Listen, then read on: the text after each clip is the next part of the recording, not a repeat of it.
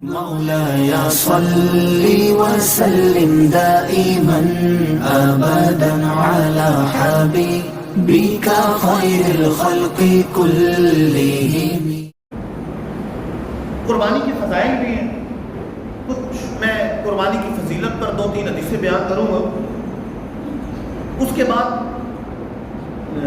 قربانی کے وجوب کے حوالے سے 2-4 باتیں اور بھی کرنی ہے کہ عموماً گھر میں ایک ہی طرف سے قربانی کرتے تھے, توجہ نہیں کرتے, ایک طرف سے قربانی کرتے, جو سربراہ ہے اس کی طرف سے کر دیں, باقی کی طرف سے قربانی نہیں کرتے.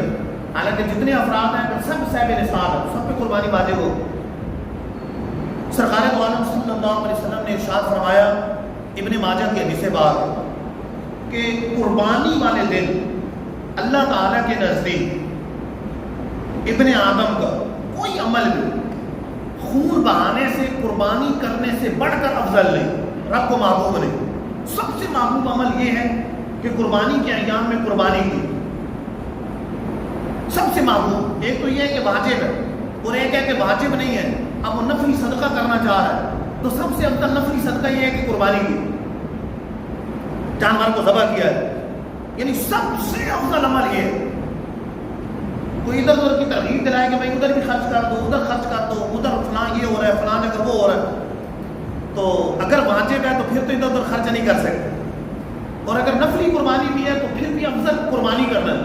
آپ نے غریبوں کو دینے تو بعد میں گوشت بانٹ, وہ بھی تو غریبوں کے کام ہی آئے گا, کھانے کی چیز ہے, ان کو کام آئے گا.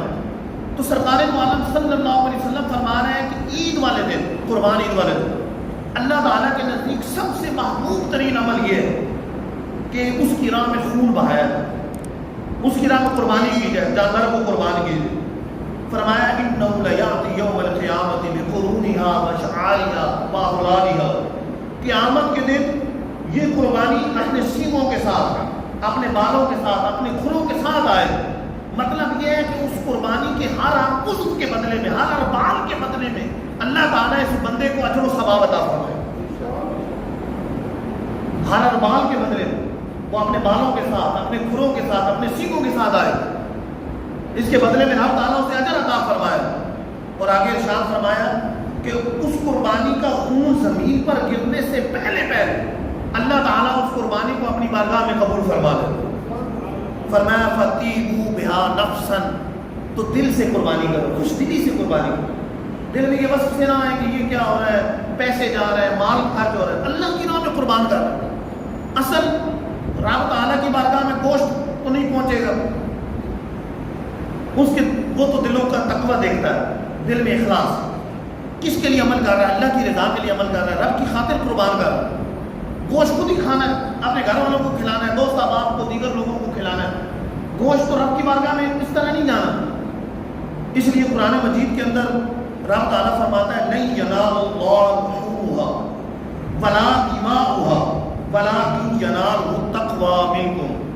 فرمایا اللہ کی بارگاہ میں ان کا گوشت نہیں جاتا, ان کا خون نہیں پہنچتا, لیکن اللہ کی بارگاہ میں تو تمہارے دلوں کا جو تقوی ہے وہ پہنچتا, تمہارے دل کی پرہیزگاری پہنچتی, جو تمہارے دلوں کی پرہیزگاری تقوی ہے کہ میں رب کی رضا کی خاطر اس کو ذبح کر رہا ہوں, رب کی رضا چاہنے کے لیے, رب کو راضی کرنے کے لیے, رب کی محبت میں یہ خون بہا رہا ہوں, جانور کو قربان کر رہا ہوں.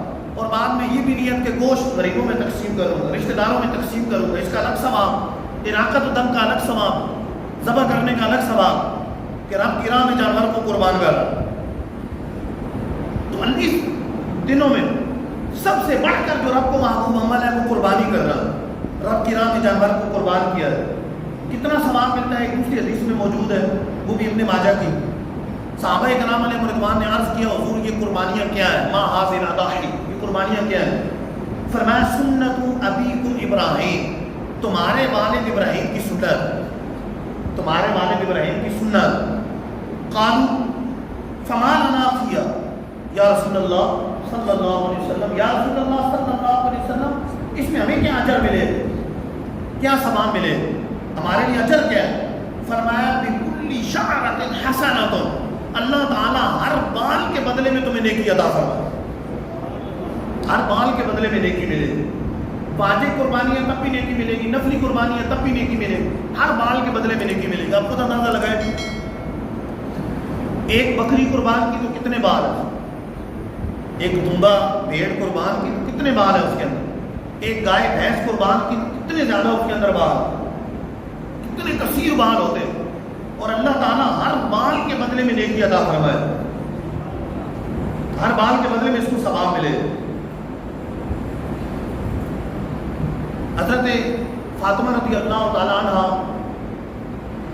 قربانی کر رہی تھی، سرکار دو عالم صلی اللہ علیہ وسلم نے ان کو ارشاد فرمایا، یا فاطمہ قومی الی اضحیتک فاشہدیہا، اے فاطمہ اٹھو اپنی قربانی کے پاس کھڑی ہوئے، اے فاطمہ اٹھو اپنے قربانی کے جانور کے پاس کھڑے ہوئے۔